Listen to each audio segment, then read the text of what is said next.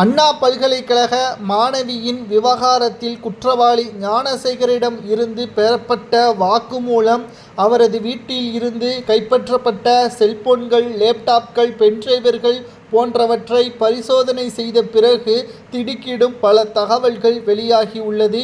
ஞானசேகரனுக்கு பின்னால் இருக்கக்கூடியது ஒரு சார் கிடையாது, 6 சார்கள் என்றும், மேலும் இதில் மிக முக்கியமான ஒரு புள்ளியின் மகன் தொடர்பில் இருப்பதாகவும் தெரியப்படுத்தப்பட்டுள்ளது.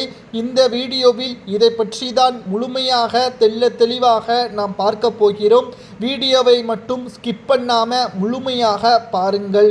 அதாவது அண்ணா பல்கலைக்கழக மாணவி விவகாரத்தில் ஞானசேகர் தான் மிக முக்கியமான குற்றவாளி என்றும், அந்த தவறு நடைபெற்றது பாதிக்கப்பட்ட பெண்ணின் மூலமாக தான் என்றும் முதலில் சென்னை காவல் ஆணையாளர் எஃப்ஐஆர் வழக்கு பதிவு செய்தார். ஆனால் உயர்நீதிமன்றம் இது முழுக்க தவறு என்றும், காவல்துறை யாரை காப்பாற்றுவதற்கு இப்படி எஃப்ஐஆரை மாற்றி செய்யப்பட்டது, இதனால் பாதிக்கப்பட்ட பெண்ணின் ஒட்டுமொத்த மானமும் கப்பலேறிவிட்டது, அதற்காக நஷ்டஈடாக 25 லட்சம் ரூபாய் கொடுக்க வேண்டும் என்று சென்னை உயர்நீதிமன்றம் தீர்ப்பை வழங்கியது. இது ஒரு பக்கம் இருக்க, யார் அந்த சார் என்ற கேள்விற்கு விடை தெரியாமல் இருந்து கொண்டிருந்த நிலையில் தற்பொழுது திமுகவின் மிக முக்கியமான அமைச்சராக இருக்கக்கூடிய மா சுப்பிரமணியன் அவர்களும் கல்லூரி பேராசிரியர்களும் இருக்கிறார்கள் என்ற தகவல் தற்பொழுது வெளியாகி உள்ளது.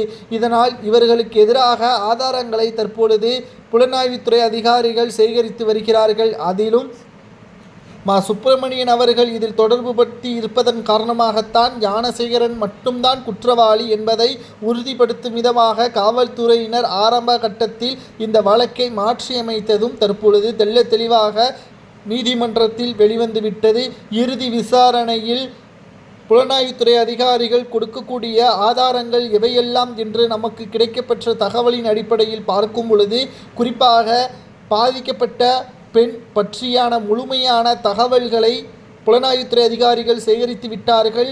அதிலும் ஞானசேகரன் அவர்கள் கிட்டத்தட்ட இரவு முழுவதும் மட்டுமல்ல, பல பெண்களையும் தற்பொழுது வீடியோ எடுத்து வைத்திருந்ததாகவும், அது மட்டுமல்ல ஞானசேகரன் அவர்கள் அரசியல் பின்புலம் கிடையாது என்று ஆரம்பத்தில் பேசியிருந்தார்கள். ஆனால் அரசியல் பின்புலம் இருக்கிறது. அமைச்சர் மா சுப்பிரமணியன், அது மட்டுமல்ல திராவிட முன்னேற்ற கழகத்தின் மிக முக்கியமான நிர்வாகிகள், நாம் ஏற்கனவே கூறியபடி இதில் மிக முக்கியமான புள்ளியின் மகன் இருப்பதாக தெரிய வருகிறது.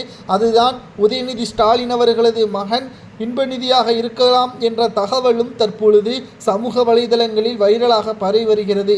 இவர்களுக்கெல்லாம் என்ன தண்டனை கொடுக்கலாம் என்பதை கூறுங்கள்.